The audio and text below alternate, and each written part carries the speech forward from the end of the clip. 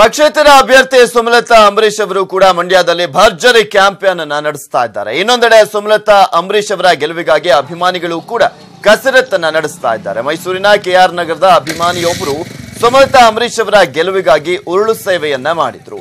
K R ನಗರದ ಆಂಜನೇಯ ಸ್ವಾಮಿ ದೇವಾಲಯದಿಂದ ಹಳೆ ಎಡತೋರೆ ಆಂಜನೇಯ ದೇವಾಲಯದವರೆಗೆ ಬನಕ ಪ್ರಸಾದ್ ಎಂಬ ಯುವಕ ಉರುಳು ಸೇವೆಯನ್ನ ಮಾಡಿದ್ರು. ಇನ್ನೊಂದೆಡೆ ಮಂಡ್ಯದಲ್ಲಿ ಸುಮಲತಾ ಗೆಲುವಿಗಾಗಿ ಅಂಬರೀಶ್ ಅಭಿಮಾನಿಯೊಬ್ಬ ಕಹಳೆಯನ್ನ ಊದಿದ್ರು.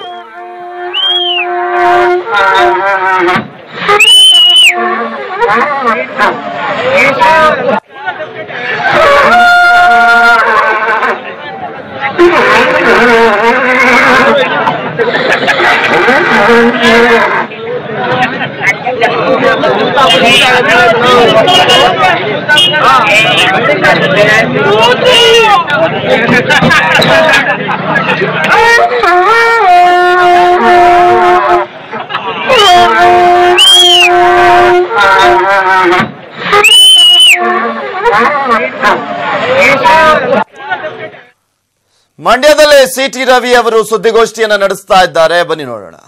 5 ಗಂಟೆಗೆ ಮಂಡ್ಯದಲ್ಲಿ ಬ್ರಾಹ್ಮಣ ಸಂಘದ ಕಟ್ಟಡದಲ್ಲಿ, ಹಾಗೆ ರಾಜ್ಯದ ಎಲ್ಲ ಲೋಕಸಭಾ ಕ್ಷೇತ್ರಗಳಲ್ಲೂ ಬೇರೆ ಬೇರೆ ಜಾಗಗಳಲ್ಲಿ ನಡೀತದೆ. ಸಂಜೆ 5 ಗಂಟೆಗೆ ವಿಡಿಯೋ ಕಾನ್ಫರೆನ್ಸ್, ಒಂದೂವರೆ ಗಂಟೆಗಳ ಕಾಲ ವಿಡಿಯೋ ಕಾನ್ಫರೆನ್ಸ್ ಇರುತ್ತೆ. 500ಕ್ಕೂ ಹೆಚ್ಚು ಕಡೆ ದೇಶದ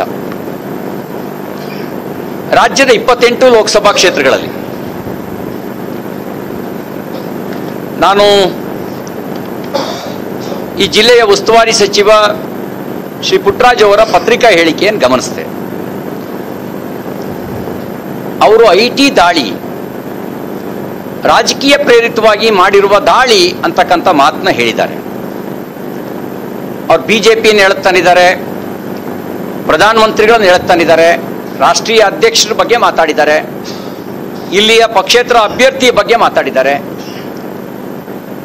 ತಮಿಳುನಾಡಿನ ಚಲನಚಿತ್ರ ನಟ ರಜನಿಕಾಂತ್ ಅವರ ಹೆಸರನ್ನು ತಂದಿದ್ದಾರೆ. ನಾನು ಅವರಿಗೊಂದು ಪ್ರಶ್ನೆ ಕೇಳಲಿಕ್ಕೆ ಬಯಸ್ತೇನೆ. ಕಾಂಟ್ರಾಕ್ಟರ್ಗಳು ಇಂಜಿನಿಯರ್ಗಳ ಮೇಲೆ ನಡೆದ ದಾಳಿ, ಅವ್ರನ್ನ ಕೇಂದ್ರೀಕೃತವಾಗಿ ನಡೆಸಿದಂಥ ದಾಳಿ, ರಾಜಕೀಯ ದಾಳಿ ಹೇಗಾಗತ್ತೆ?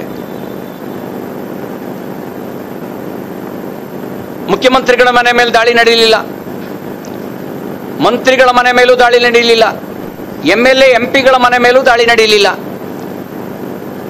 ದಾಳಿ ನಡೆದಿರೋದು IT ಇಲಾಖೆಯ, ಬೇಹುಗಾರಿಕೆ ಇಲಾಖೆಯ ಮಾಹಿತಿ